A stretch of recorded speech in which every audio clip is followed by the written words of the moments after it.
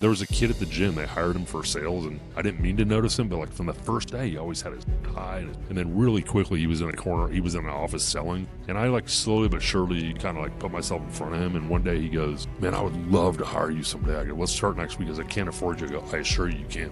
And we've been working there for about 3 years, and he lights me up. I don't know, he pays me some nominal amount, but it's not nominal to him. Are you looking for free tools that accelerate your business?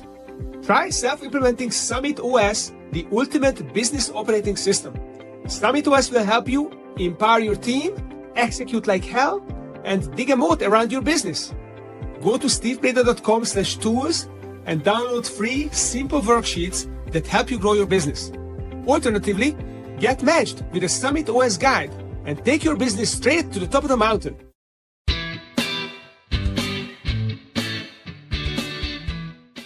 Good day, dear listeners. Steve Preda here with the Management Blueprint podcast, and I'm excited to have today on the show Nick Warner, who's a seasoned business coach with over 4,000 sessions under his belt, but he also was the managing partner of a lobbying firm in California for a couple of decades before that. So lot to bring to the show. Nick, welcome. Thank you for having me, Steve. I really appreciate it. Well, it's great to have you. You got some good information and a great career and lots of experience. So let's dive in. My favorite question from guests is, what is your personal why and what are you doing to manifest it in your practice? Yeah, great question. My personal why, I hope this doesn't sound cheesy. This is a second career for me, is I really want to help people. I want to help them find the highest level of confluence of what they want in their life, in their career or their companies. So I'm really motivated by helping. I'm not sure I knew that until I got a little bit further into it and it started to like affect my soul, a more scientific way to say it. You realize it's their families and their stress environments and their kids' college accounts, and you might end up mattering in their lives. So I really enjoy helping people in that regard. Yeah, coaching is a high leverage activity. You touch people who are multipliers, especially when you're in business coaching, and that's a pretty awesome aspect of it. So if I multiply the 4,000 with the number of people touched, that's probably more like 50,000 something. It's funny you say it that way, because when I was an employer directly, I would think about my staff of 25 times, and I'm making this up a little bit, like an average family of 4. And I would think of my sphere of responsibility as 100 people. So if I have an agency, I have a public sector agency where there's 1,000 people that work in it. There's 4, they have different titles, but essentially vice presidents. And I urge them to think about 4,000 people. There's a very small number of us in this room, and we can really impact people's lives. So yeah, I use that similar multiplier when I think about it. Yeah, that's pretty awesome. You're probably undercharging for your coaching, talking about this. I doubt it. Some might disagree. Okay. All right, so let's switch gears and let's talk about your framework, because that's also pretty interesting. You developed a framework about something that a lot of us struggle. Well, I no longer struggle with it because I don't have anyone that I report to other than my wife. But I know that when I was working for big companies, it was very hard to manage up, to get your bosses to actually not complicate your life and not want to second guess you and to exert your influence when you didn't have authority for it. So what is that process? What is that framework, the managing up framework? Can you walk us through, please? Yeah, for sure. I want to thank you too, because when you asked me the question about, do I have a framework? I said no. And then you asked me to just talk about it. And when you played it back to me, I realized I do have a framework. So I appreciate you actually really helped me a lot in that conversation. I hadn't thought about it in that context until you were a mirror and played it back to me. So yeah, I do. And every situation is different. I think you know that as a coach, and my guess is your listeners probably already accept that as a premise, is no two things are the same. No two human beings are the same. And all of this should be taken in style to taste. And, if it's helpful, take it as a framework. But I'll use the book, What Got You Here Won't Get You There, as a start to when you get to a certain level. And mostly you're working with, I'm going to guess, emerging leaders, and I'm working with emerging leaders and leaders. The people that you're talking to in your company managing up are very successful people. And what they've done has worked for them. And the reasons they say no or intransigent or don't listen is because they've been successful. And so you have to find different ways to reach them. And it's not a game. They're not even mechanisms. I guess it's psychology or sociology perhaps. But what's in it for them? Why do they care? Why should they care? Money's not an issue for them. They already make money. Reach of the company is an issue. They already have the reach. Like, what is it for that person you're trying to move? So I think what's in it for them, if I have to have a tagline for step one of the methodology would be, why does the person I'm trying to influence care? And I need to craft a message to that. Yeah, it's like any marketing. You need to talk to the audience and find their buttons. Let me give you an example of that. We're trying to get a top boss to stop being a micromanager and to stop being a supersized individual contributor. And his version to me is, this is my brilliance. This is what I do. Like GSD, pardon the parlance, is like getting shit done is what I do. I'm amazing at it. And his staff wasn't able to, and I wasn't able to get him off the spot, because the reality is he does add a lot of value there. But where we got progress in the discussion was, with him, it was, he's very proud of his team. And so we had a very soulful conversation in my office, not in his, by the way, to talk about, we're stunting growth. Like, no one's saying you're not good at this, but you're stunting growth. Think about where you were at this time. And to get him to think about his team and that people you love, you're hurting them, you're stunting them. And so he hadn't thought about it from that perspective. You know, it's real, and that you really have to figure out what the person cares about, what could move them. But number one is what's in it for them. Okay. So when you know that, what do you do then? Well, I think preferred cadence is important if you're managing up. Let's say you're briefing your boss. I deal with busy a lot in terms of trying to account for busy for increasingly successful people ascending. And you run into, I brought 10 things to Steve, and honestly, the meeting went 15 minutes. He was busy. He was distracted. And so if it's working, fine, keep doing that. But a lot of times it's not. And that's how it ends up centrally in our coaching session. I'll ask probative questions around, how often are you briefing Steve? Well, I do it once a week. How many things are on your list? 15. How many do you normally get to? Like 7, but thin. We don't cover them well at all. What if you, for an example, again, back to preferred cadence, how often? What if you met with him every day for 15 minutes and only brought him 2 things? That alone doesn't crack the code. There's different variations of that theme. It could be the boss doesn't like it that quick, that he or she wants a thorough briefing on 1, or I want to cover 15. Like, you'll give it to me. But there's also, boss, I really need you to stop. I need your feet to stop, and I need you to look at me, and I'm going to stand in front of the door until you listen to me. But cadence can really help improve digestibility based on how your boss needs it and how the people above you need it. Be flexible on how often you give it to them and how much you give them at that. Yeah, I personally experienced this because my staff, they produce social media posts and articles and videos, and sometimes they send me 10 at a time, and I look at my Slack, it says, okay, I'm not touching this because I'm not going to get through it. So I keep pushing it back, and I ask them, only send me 1 or 2, and then I can quickly look at it, and then it's done. Don't send it 10 at the same time. Yeah. It's the wrong cadence for me. James Clear in Atomic Habits, which is a really good book, talks about the enemy of priority 1 and 2 is 3, 4, 5, 6 through 10. Mm-hmm. And so I think that's so true. And so in that briefing space, it might be too much for your boss to digest. Let's pare it down. It's not always that. It could be variations of that, like I said before, but let's start messing around with cadence. How often do we meet? How much do we brief on? Do we send Steve 10 things or 1 thing? Listen to them. Hopefully I'm not getting to too much. Well, let's talk about preferred channel. So that's where I was going with that is, I'm not an email person. If you say that to me, we're going to have a discussion, because I don't think that's an option. But the reality is, some people respond better on text than email, or you can get to the top of their list on text, or their phone people. Or my 21-year-old daughter said, anybody knows they want to get a hold of me is going to FaceTime me, which I did not know, by the way, because apparently only old people leave voicemails. I didn't know that. So I'm listening really carefully and watching really carefully for what's going better in terms of how often I brief you, how much I brief, and then what's your channel. Is it a memo? Is it a verbal conference call or a video call? Is it some combination? More times than not, if I'm managing up, I need to not bend to their will, but I need to adjust to their style. So I've sent them email after email, Steve. They don't get back to me. Okay. How do you do when you walk in his or her office? Fine. Then let's do that, because we got to make something stick. It is interesting. It's also a generational thing. I had someone on my podcast who said that the silent generation was all about, I think they were all about in person, and then the boomers were the phone, and the Gen X's were about email, and then the Gen Z is about, text. And now they have this messaging app for the Gen Alpha. So it's fascinating. I have all the leverage I need in this world in terms of, I don't really need your money. Like, I like the work and I want the money, but I don't need it. I'm usually the coach or the boss. But that said, he or she who has the most ways to communicate wins. If you can't get a hold of me, you're not trying, because I will adjust to however you communicate. I will adjust to that because I want smoother communication, better flow. You don't have to adjust to me. I'll adjust to you because I want my life to go better.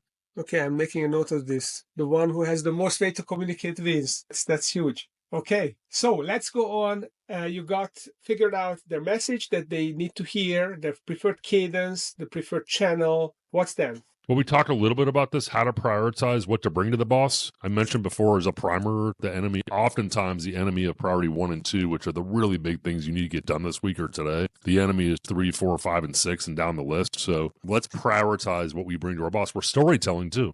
So stories that, like, for example, even a paper in college where you have like way too many topics in there. I'm not sure what the takeaway is. What I'd like you to think about is when I walk out of that briefing, what did they take away? It's less important what I think I said and way more important what stuck with my boss. So prioritize what you bring to them. And again, to the previous points, how and when, how much and when, but prioritize. Yeah, and busy bosses, they have so many decisions to make every day, and they burn out. They hit decision fatigue probably by lunchtime. So the worst thing you want to do them is give them 10 things to think about. They probably are going to shut down and not think about even one. The irony is a lot of times when you're talking to your client, I guess I'm asking you if this is true for you. For me, it's true where they're telling me what they did, and I'm like, it's pretty good. Like, that should have worked. And we present it to the ladies and gentlemen of the jury, and they go, that was perfect. You did a great job. Like, how'd it go? Like, it didn't work at all. Like, okay, let's regather. We got to figure out what's going to stick, because like going away and not getting this done is not a thing. So making it more convenient is probably the fifth part of the model, if you will, or the mechanism is. In the ideal, and I'd say most cases inside the norm where you don't have aberrant behavior from people above you, where it's like you just cannot get to them at all. Normally, it's well-intentioned people that just don't have time, and you're battling real busy. Make it convenient. Can you check with somebody's executive assistant to find out when they're walking from one side of the building to the other and walk with them and brief them? I have walked with many a boss with a folder in my hand under my arm and briefed them and got exactly the answer I needed. I mean, I'm being mostly facetious, a little bit serious about this, but not in a stalking way. But you can wait for your boss to come back to the parking lot and walk back to the office with him or her. You could potentially find out where they eat, what their path is again, check with their executive assistant to find out when they might have a free 5 minutes. I don't hate an Uber ride. I mean, you're not going to go from Los Angeles to San Francisco with your boss, but many times they're going cross town. There's no reason in the world, save for $25 back for an Uber or Lyft ride, you can't ride in the car with your boss. So if you can make it convenient when you really have to have it, because what I don't want to hear is I can't get to my boss.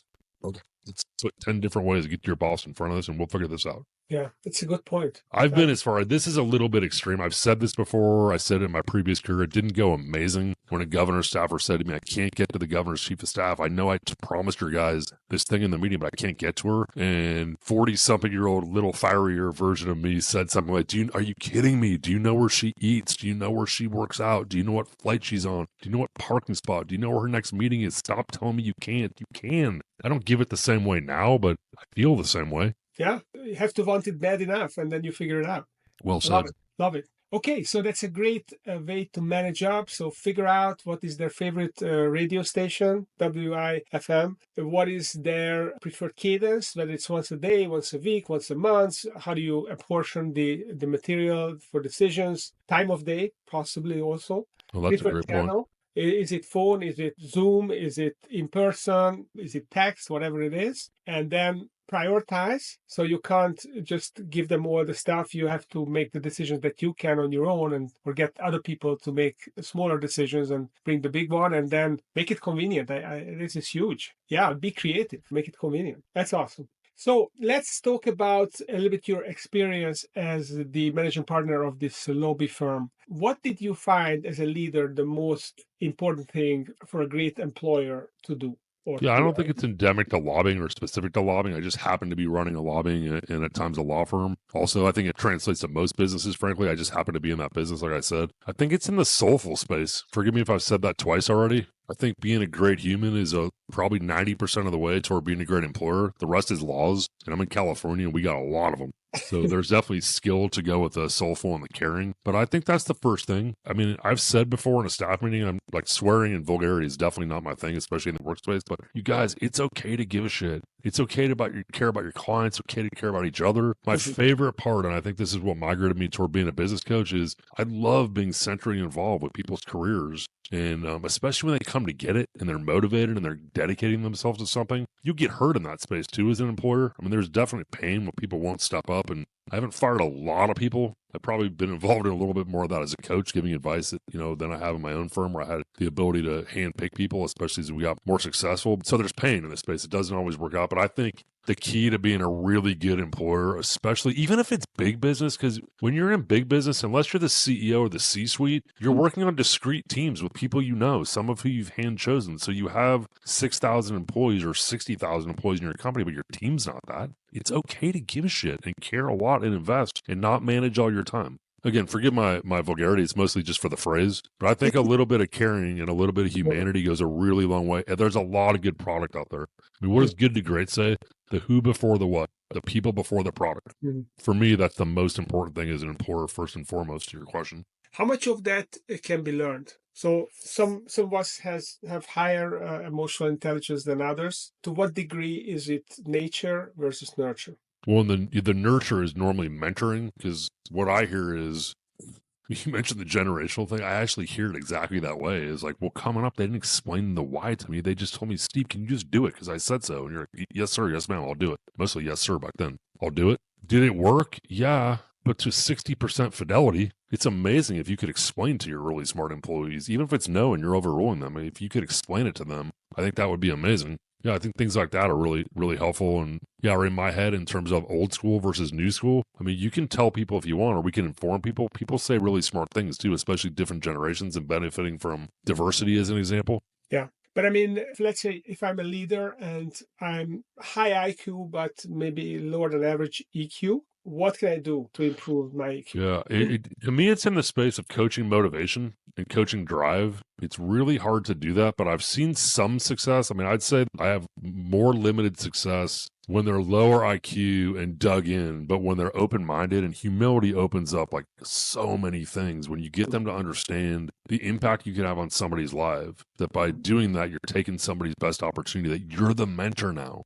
The power of your voice. Like what a compliment explained means to somebody. It's one thing to say you did really well, but if you say this is what you did that really helped me and the team, you can at times get people to understand this is the highest, best use of your skill set. This whole thing like, oh, I don't want to manage people. What if you thought about it a different way? And also you should be less busy. Busy's been the biggest thing that's been dogging you. We should be able to get you less busy because we need you in your genius. We need you to delegate. It's hard to reach people. Back to what's in it for them. What's in it for me? It's hard to reach people, but I have had some success in that category with medium acuity folks, if you will, only because I think most of the higher EQ employers get that on their own just through the journey and through their humanity. But I've had some flips of the switch of like, okay, I haven't thought about it that way. I've been thinking money, money, money, company, company, company, brand, brand, brand. I haven't been thinking about Jim and like what they say at the dinner table and like how I could help them and their family. I'm like, hey, you've never been in this position. It's not the same thing. I mean, I'd say there's some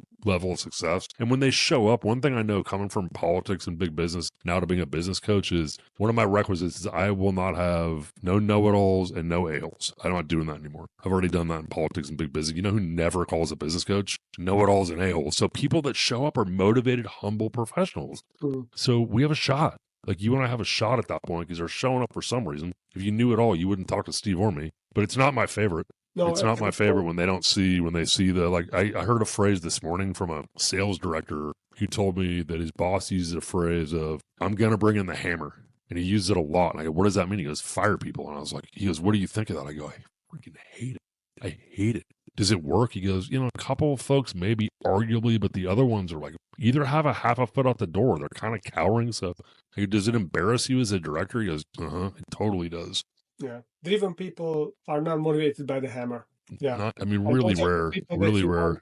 Want to inspire the ones that your A players that are really coachable and who have the drive and they just need a little bit of love. Yeah. So that's a good segue to my next question. How would you describe your coaching philosophy? I think it's an opportunity. It's a place. It creates a safe forum for mostly successful, humble, driven people to discuss the things that are most salient and poignant to them in a safe environment. Everything I do individually is governed by confidentiality. If I'm in a group, I ask for sanctity of the conversations. You can't always, I would like confidentiality, but if there's 25 people in a room, you can't always 100% get it. So I ask for sanctity, but I want them to understand I deal in trust and I'm here because I care. I rarely take on a project or a person that I don't think like is really trying to do better. And that lights me up. So it changes my posture. So having a safe place for people to discuss the matters that are most important to them at work, and a lot of times it gets into personal because it's stress and it's kids and it's money and things like that. Part of my philosophy is also humility. I'm hunting for it. I'm also hunting for lack of it, because when I get humility, I'm humble too. I say things all the time like, I never thought about it that way. I say sorry too. I said sorry last week. Somebody canceled on me right as I was sitting down in my chair, and I'd rushed to get there, and it had happened before. And when the person's assistant called me and told me the reason, I kind of didn't listen. I went me first, and I was like, okay, I appreciate it, but it's the third time. I'm probably going to charge a cancellation fee. And then about an hour later, I started getting those beads of sweat on my forehead, and I was like, I just realized what she was telling me. It was an emergency, and I called back and I freaking apologized. And she was like, Mr. Warner, I was trying to figure out what I could have done different. I'm like, you couldn't have done anything different. You called me respectfully, and it wasn't horrible. I didn't like lose my temper, but I just said, I apologize. I really do. And she said, I really appreciate it. It really means a lot. I want to be around humble, successful people. You do not have it all figured out. So I want it to be a safe forum. Humility matters a lot. And then I think also part of the philosophy is, if you're working with really smart people, it's rarely like, oh, you don't know what you're doing. Let me and Steve tell you. That's not what it is. It's normally the value of my fresh, experienced, informed eyes and ears, emphasis on the fresh. So we partner. Like, tell it to me. I haven't heard it. Let me hear it. Let me hear it next month too. Because I pick up things. Like an example of fresh eyes and philosophy is an executive telling me the board is asking us question over question over question about all these budget asks we're making. And the year before, they hadn't asked any questions, and he got exactly 0. This year, they had a lot of questions, and he was going for big money. And I said, aren't they saying yes, not no? And I don't normally say things that like completely flip the conversation on its head, but he goes, oh, they are. That was the value of fresh eyes. And that is part of the philosophy is I do not take the position that my clients are in deficit. A lot of times they're not. I'm expensive too. And sometimes they'll hire me for deficit when like you want me to assess and get fresh eyes. But mostly it's like, hey, I'm here to see if I could see something in the nooks and crannies. And sometimes I do. So I think that's part of the philosophy as well. Love it. Talking about questions, what do you think is the most important question an entrepreneur should ask themselves? I'm stealing from Good to Great again because I love them. I mean, it's probably proven to be one of the best business books, but what's your genius? They describe it as your hedgehog, which to me is like a little bit of a weird word. I have to look it up on Google what hedgehog means, but the confluence of what you love the most and what you think you're uniquely best at in the world. What is that? Can you sell that? Can you make that stick? And then go do it. But I think that's the question you need to ask yourself is, do I do something better or best? And do I happen to love it? Because if you do, it's game on. Yeah, that's powerful. When you love it, it delivers value and makes money. If you can do all three, then you got it made, basically. Yeah. I think the second time I've quoted my 21-year-old daughter, Alex, but she was saying to me, she's a junior at University of Tennessee, and she's an advertising major, and she's like, I don't know about sales. I don't know if I want to like sit around and call people all day on something. I was like, you ever felt really strongly about something and felt like you really had something to offer? And she had one job actually at a boutique that she really liked, and she won a bunch of sales contests because they had really cool stuff to sell. Like, I love selling my coaching practice. I love it. I'm passionate about it. And I'm good at matching up with people who are like, oh, I actually need that. That'd be amazing. Yeah. I mean, I think if you can get in that spot where you love something, you know damn well you're really good at it. You got a real shot as an entrepreneur. Yeah, I often talk about this. I read a quote many years ago from an author who talked about sales and the mindset of sales. And he said that I can sell someone on a product or service to the degree that I believe in it. If I'm 100% sure that it's going to help that person, then I can close the sale 100% certainty. And I find this to also be true. And maybe not scientifically, but definitely experientially. Yeah, it's not for you're the host. I'm not the host, but I think your question, but I am a geek of a coach and we're having this amazing coaches corner. You could tweak that question just as easily for sales because I would have the same answer. Like what does anybody going into sales? What's the most important question somebody in sales should ask? I might have the same answer. Like, what is your company best at? And then I'd probably take the way you said it from the author said it is like, what do you really feel strongly about? And you know they're going to love it. Like, go sell that. You don't have to own the company. Go sell that. What do you see how good you are at it? Yeah. That's a great thought to have. That's awesome. So if people would like to learn more about your philosophy, how you coach,